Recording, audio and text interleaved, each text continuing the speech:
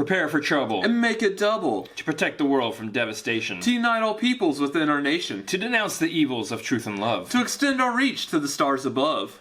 Chris Adams. Robert Adams. The Cinefanatics are here to bring you a Detective Pikachu movie review at the speed of light. Subscribe now or prepare to... subscribe. Deadpool, that's right!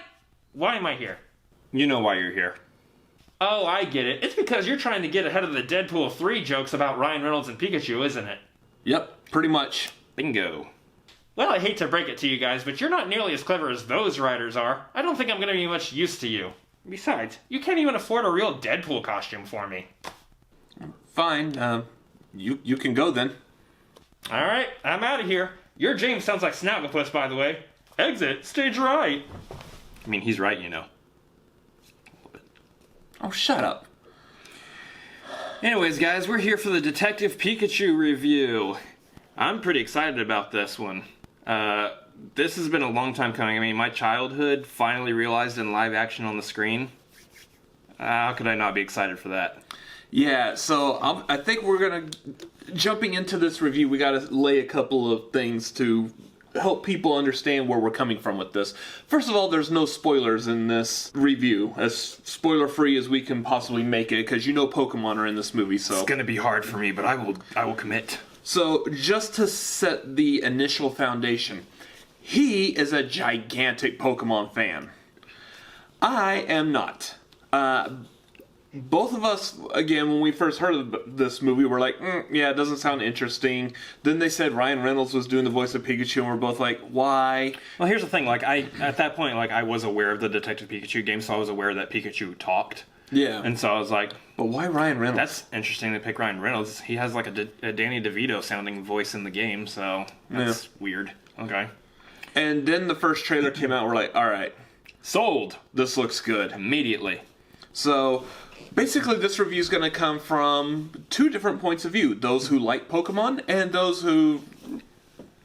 I know of Pokemon. I'm casually familiar. We'll set this up for you. I've played all the games. He maybe dabbled in Yellow a little bit when it first came out. Yeah, because that was the one where Pikachu followed you around like the cartoon. You played Pinball too, right? I don't think so. Oh, well, I had it, so I think you might have played it a little bit. Anyway. So I think one of the awesome things right off the bat, even as a non-Pokemon fan, is... there was a ton of Pokemon in this movie. I'm imagining that while we're watching this, you sitting next to me the whole time, that he's over here like, yeah, there's Pidgey, there's a Pikachu, there's a Charmander, there's a, was it Bulbasaur, there's a Gary. It was Pidgeot, not Pidgey. Whatever. You completely missed the fact that I just called one Gary. No, I got that. I mean, There's there might be Ash over one. there. There might be one Gary. There's like, what, 1 million of them? It's not accurate. Yeah, not a Pokemon fan. Anyway, yeah, no, so I'm sitting there going, I know the name of that one, I know the name of that one, there's Braviary, there's this one. I don't want to, name them all for you. I could. I legitimately could.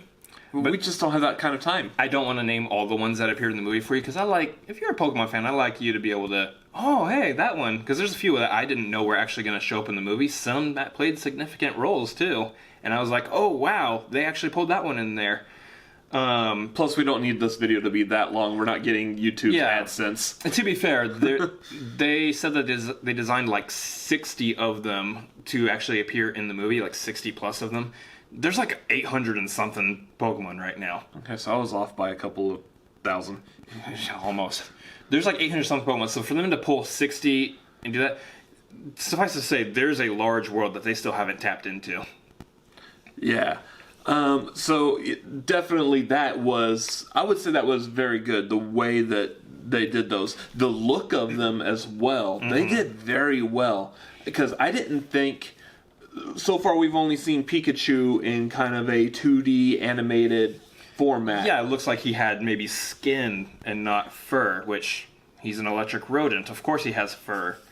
And to see the actual fur detail, especially when they did close-ups of his face and stuff, you saw the detail, you saw his little Pikachu nose and stuff. You wanted to pet him and cuddle him or something, like a pet. Yeah. They did a fantastic job on how they looked. The, was it the Charizard? Yep, that's the same. You got it. In the We're in the be battle the scene entire time. Yeah. in the Pokemon battle scene, like his skin had like the scales. It looked leathery. He looked like an actual dragon. And again, fantastic job on that. I think another one I really liked was he's not a dragon. He's a fire flying type. Oh, whatever. They showed, was it an Eevee or Flareon or whatever it's called? Eevee evolved into Flareon. Yeah. Most of the ones I'm mentioning here are the ones in the trailer, because I've already had time to go back and like, okay, which one am I talking about now? Yeah. But yeah, a lot of just the detail on them. But I saw that there were some that they were kind of lacking a little.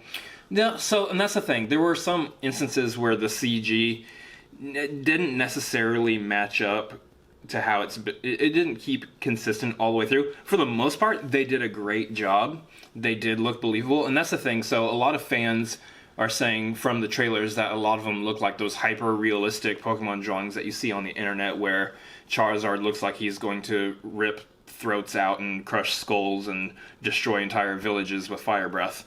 That's not the case. I mean, they still do look a little cartoony. They still look like they are the actual Pokemon that you've been fans of since the games, the cartoon, all of that. But there were places where that CG kind of took you out of it just a little bit. I can think of one or two instances right off the top of my head. Can't tell you, though, because it's spoilers. Yeah. So the other thing I think really needs to be touched upon with this is that this was a video game-based movie. Yeah. And, I mean, up until now, I mean, my opinion of video game movies, I would say the closest we've had to good ones were, like, Mortal Kombat, maybe the first Tomb Raider. Trying to find something to throw at you. Yeah. And maybe Resident Evil. I'm not a huge Resident Evil fan, but I acknowledge that was done fairly decently. I'm just happy that Pokemon wasn't directed by Uwe Boll. Yeah. So this is probably one of the most, I would say, successful video game movies. Out of a pool that includes all of those, including all the Uwe Boll movies, the Super Mario Brothers movie, the soon-to-be coming Sonic the Hedgehog. Side note, probably one of the best parts of our theater experience with Detective Pikachu is when they showed the Sonic trailer. As soon as it popped up, everyone in the crowd was like, "Oh no! Oh!" Every time they showed him, you just heard like people just like, it sounded like people were like vomiting in disgust of how bad it was, and I'm just laughing so hard. And we know that they're going and changing up the look of Sonic now. That moment was really funny. Everyone freaking out when they played Gangsta's Paradise in the trailer, like, why? Nice little bunny trail there. It's really funny, but going back to Pokemon, which is far and away a better video game movie than I'm sure Sonic will turn out to be. Much love and peace to everyone who worked on that movie. That's the thing. So we're looking at Mortal Kombat is possibly the best video game movie that's been made up to this point. It was PG-13. I would have liked to see just straight hard rated R. Well, because that's the video game. So now we're in a world where actually Pokemon is the best video game movie that's ever been made. You say one of, I say it actually is the best video game movie. The most faithful adaptation. Now, keep in mind, it's an adaptation of the Detective Pikachu spin-off game. It's not an adaptation of the actual, like, Red and Blue or any of the original games, any of the going on 8 generations now. I know Pokemon. Yeah. So, you know, for that fact, it's still a video game movie, but it's a video game movie based off of a spin-off game. So it's, how faithful is that? Not too many people know necessarily, because not as many have played Detective Pikachu as have played the original main series games. And I would like this to really be a good launching pad, I would say, for video game movies in the future. I compare it to, like, you look back at, like, the 90s or so. It took a while for comic book movies to take off. We had, like, okay, the Michael Keaton Batman was pretty good. The Superman with Christopher Reeve back in the 70s and 80s, the first 2 at least, were decent. But for the most part, comic book movies were just terrible. Yeah. Spawn, terrible. The latter 2 Batman movies, not good. Bat nipples. Yeah. And then Blade kind of brought it back. I would say Blade really was the starting point, catalyst for a good comic book movie. And then right after that was when X-Men took over, Spider-Man, and then the MCU and whatnot.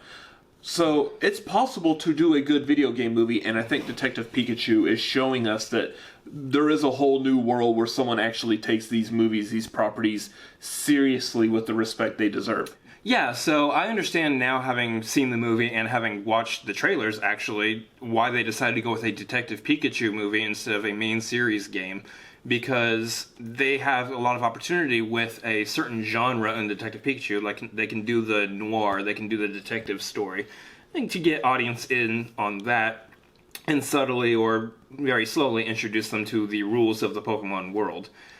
Which I think they did well. They lightly touched upon it. They lightly touched upon it. My opinion is, I think, and this is, again, coming from somebody who's been a fan for their entire life, or as long as it's been around, that they played it very safe, and I understand why you would have to play it safe. You don't want to... You want audiences to dip their feet in slowly. You don't want to just throw them into the ocean. Mm-hmm. Like, here's legendaries, here's this, here's that, here's everything in the world. Yeah, we don't need to get into all that. Yeah, you want them to be slowly introduced to, okay, how does this world work? What are these creatures? How does their interaction with humans actually work? Because in the games, it's very straightforward, it's cartoony. We collect them, we battle them, done. A lot of people say it's like dogfighting, which in the games, no, it's fun, it's cartoony, it's not like they want to battle, it's cool. In the movies, you have to get around that idea that, well, in a real life scenario, it kind of does feel like dogfighting. So I think that kind of helps guide us into the story. In that, one of the things I like touching upon that idea is that for the most part, this story takes place in Rhyme City, mm-hmm. which is a city where it's not like the regular Pokemon games where you do have a trainer walking around fighting and collecting Pokemon. There's gyms and all that. It's a world where the Pokemon and humans live and interact with each other. We've seen this in the trailer with like Machamp or Machamp or whatever guiding traffic or stuff. Around the sleeping Snorlax. Yeah. So, I mean, the... humans and Pokemon live in harmony in this, mm-hmm. and I like that because, again, touch upon what you were saying, is we get away from the stereotypical Pokemon, gotta find them, gotta catch them all, gotta fight, whatever. Mm-hmm. And we're like, okay, look, Pokemon live here, let's focus on the story. Pokemon will just pop in and out of our story periodically. Yeah, and so that's the interesting thing. So they do touch on a little bit of the trainers, catch Pokemon, they battle them, that kind of stuff. There's instances where that does come up in the story, but it's handled very, very differently because you are in a world, you're in Rhyme City, and the rules are kind of different with Rhyme City than they are with the rest of the Pokemon world. That being said, I think there's a lot of interesting elements that they had in there in regards to how does Rhyme City work, how is it the thriving metropolis it is, the characters that are involved in making it that thriving metropolis, and how all those interactions work in regards to how the detective story plays out. I really enjoyed it. There was a lot of stuff that I was able to catch, like little nods and references here and there, which there were plenty of all them. The Easter eggs. And see, yeah. I'm watching this, and like we're seeing like this big city, and I'm like, there's stores and stuff, and I'm pretty sure at some point, like some of the names of these stores were like names of stores or nods to names from the video games. I don't know them at all. I'm pretty sure you did. Yeah. But stuff like that, billboards, they're little things that some person may say in the background. There's a ton of them in this movie. Well, so there's even references to the fact that you have certain Pokemon popping up, and if you like read their actual Pokedex entries in the game, you would see the type of species they are. Like, this Pikachu is the electric rodent. So, that kind of stuff pops up, and they play into that a little bit, and that is a lot of fun. On top of that, how they use music and soundtrack and stuff in this movie really plays into the nostalgia factor of what music sounded like in the games and everything. So that was really interesting. And then this even goes so far as to even have like nods to the anime cartoon. Yeah, the intro song. There's a great moment of that in there. But. Yeah, even that I recognized. So the storyline for this, though, it is pretty much a straight like detective story. We're trying to find out what happened to Harry, and so Pikachu ends up teaming up with Tim, and they're following clues, so to speak. So for me, I like the fantasy element of with all the Pokemon being involved. But I think for the detective story, I thought it was not quite as strong as it should have been. There were a couple of parts in there, and it may be because I'm not a Pokemon fan. I don't know. That I was having a hard time trying to like make the connection between where they would find one clue or something, why that would lead them off to the next place that they visit. Some of that seemed kind of disconnected, I believe. Yeah, so the way that plays out is there's a lot to look at in the movie. There's a lot to see here and there, and sometimes that might distract you from something that a character is saying, in which case you might have had a hard time trying to figure out why they're going this direction. Whereas, I was still able to look at everything and pick up on that as well. As far as the games go, like, I'd never really played Detective Pikachu. I only kind of looked up a little bit here and there just to get an idea of what the story was. It's an interesting story. It's an interesting choice for this movie. As far as the detective story goes, yeah, there is those elements in there. But I think the things I actually... If I could say the things that really stood out more to me are some of the different Pokemon and the scenes that they were in, and I think that really helped out the story a lot. But like for instance, Mewtwo, awesome. I thought Mewtwo was handled perfectly. As somebody who's fans of Red and Blue, the original games, and knowing Mewtwo's story, perfect. That interrogation scene with Mr. Mime, hilarious.